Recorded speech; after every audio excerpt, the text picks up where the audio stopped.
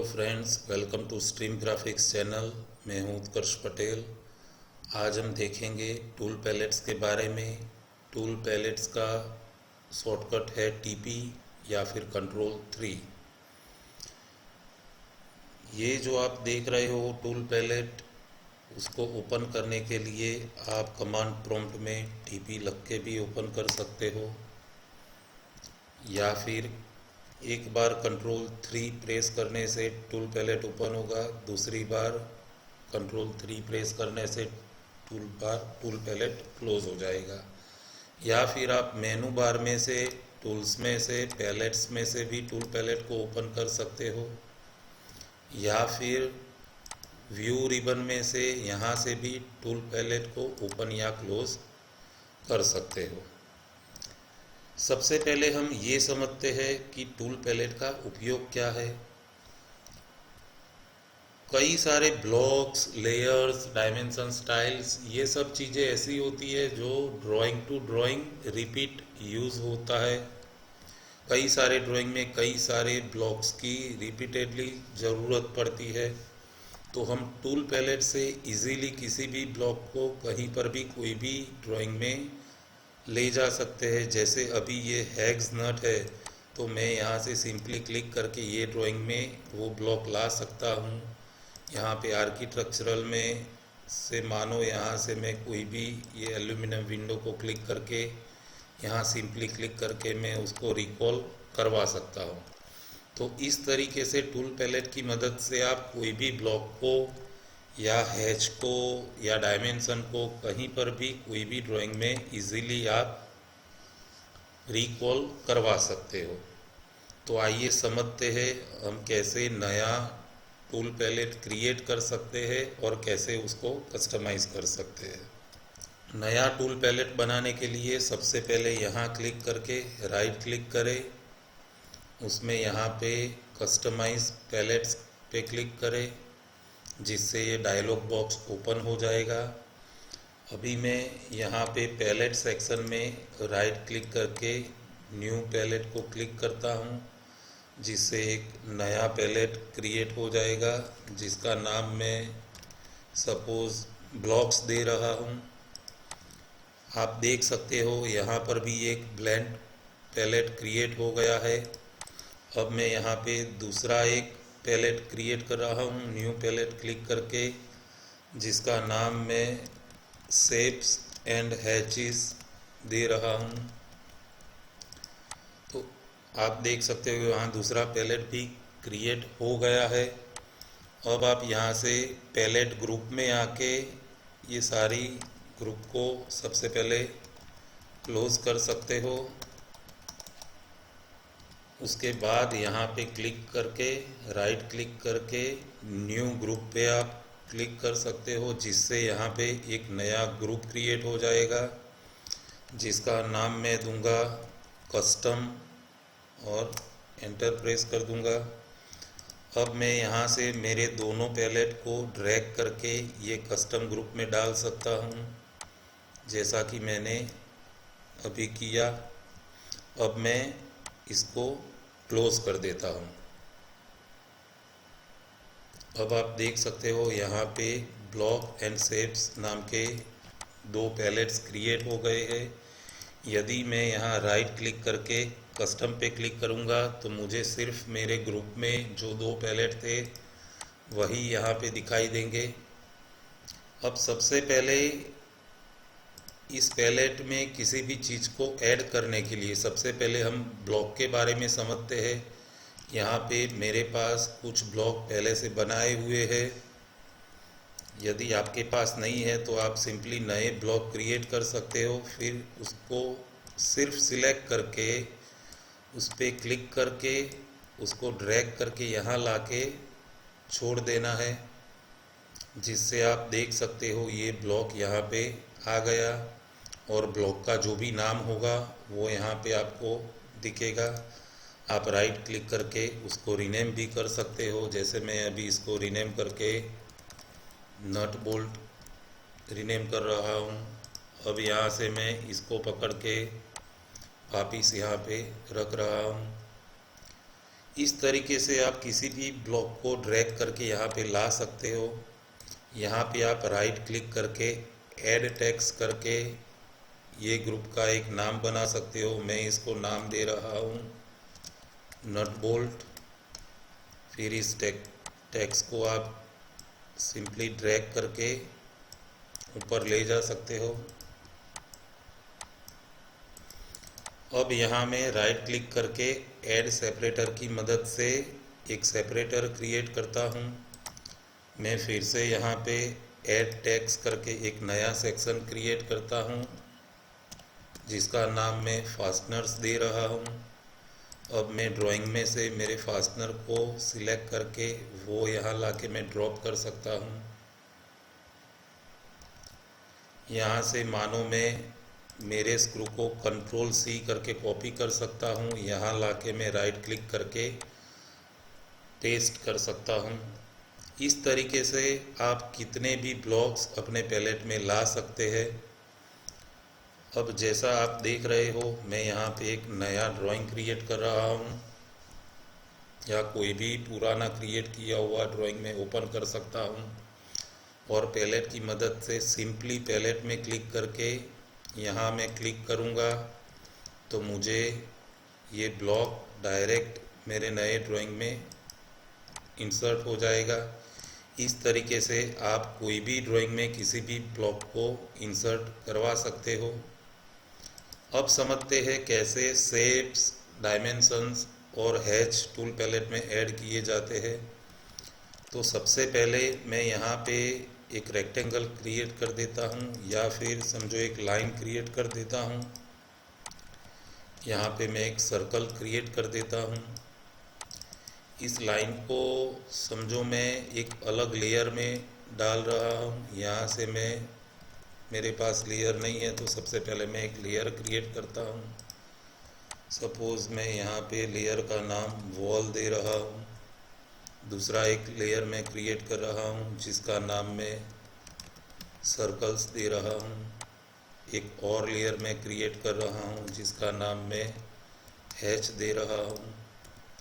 एक और layer create कर रहा हूँ जिसका नाम मैं डायमेंशंस दे रहा हूँ। अब मैं सारे लेयर को कोई ना कोई कलर असाइन कर रहा हूँ।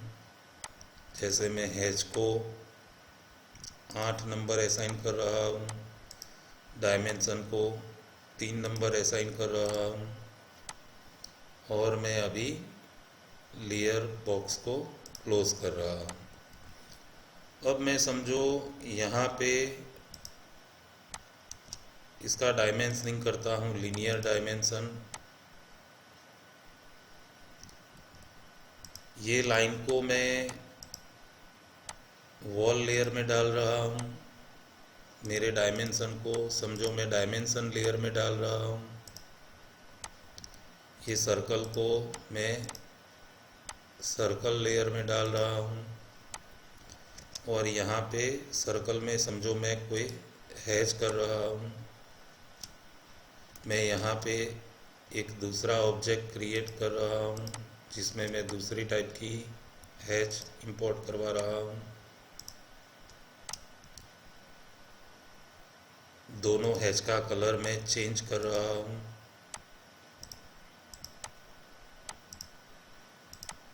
यहाँ से मैं दोनों हैच को हैच लेयर में डाल रहा हूँ। अब सिंपली मैं मेरे टूल पैलेट में शेप्स एंड हैचेस पे आके सबसे पहले मैं यहाँ टाइटल देने के लिए ऐड टेक्स्ट कर दूँगा, जिसमें मैं लिखूँगा शेप्स।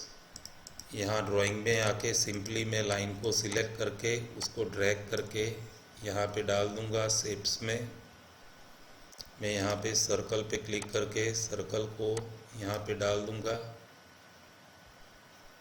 अब मैं यहाँ एक सेपरेटर क्रिएट करता हूँ। फिर से मैं इसका एक ऐड टेक्स्ट करके नाम क्रिएट करता हूँ जिसका नाम मैं हैच दे रहा हूँ। मैं दोनों हैच को 1 बाय 1 सिलेक्ट करके यहाँ पे प्लेस कर रहा हूँ।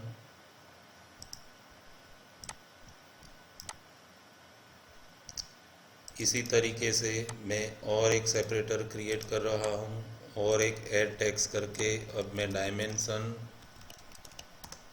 नाम देके एक नया सेक्शन क्रिएट कर रहा हूँ, जिसमें मैं ये डायमेंशन को क्लिक करके यहाँ पे ड्रैग करके या कंट्रोल-C कंट्रोल-V की मदद से कॉपी पेस्ट करके रख रहा हूँ। समझो मैं ये पैलेट को बंद कर देता हूँ। अब मैं किसी भी ड्राइंग में चला जाता हूँ। जैसा कि आप देख रहे हो, यहाँ पे मैंने एक नया ड्राइंग ओपन किया है, जिसमें यहाँ मेरे पास कोई भी लेयर नहीं है। तो समझो मैं यहाँ पे कंट्रोल-3 प्रेस करके अपना टूल पैलेट ओपन कर देता हूँ। अब मैं यहाँ ब्लॉक में से सिंपली किसी भी ब्लॉक को क्लिक करके ये ड्राइंग में मैं ब्लॉक को इंसर्ट करवा सकता हूँ, या फिर जैसे मैं शेप्स में चला जाऊँगा तो आप देख सकते हो यहाँ लाइन पे मैं क्लिक करके यहाँ से मुझे सारे शेप्स मिल रहे हैं। समझो मैं अभी पॉली लाइन को क्लिक करके यहाँ पे एक पॉली लाइन क्रिएट कर रहा हूँ। सर्कल को क्लिक करके यहाँ पे सर्कल को इंसर्ट करवा रहा हूँ। यहाँ पे समझो मैं एक रेक्टेंगल क्रिएट कर रहा हूँ। हैच की मदद से मैं इसको हैचिंग कर रहा हूँ। लीनियर डायमेंशन की मदद से समझो मैं इसका डायमेंशन दे रहा हूँ। यहाँ से आप कोई भी डायमेंशन, जैसे मैं अभी डायामीटर या रेडियस सिलेक्ट करके इसकी रेडियस या डायामीटर भी दे सकता हूँ।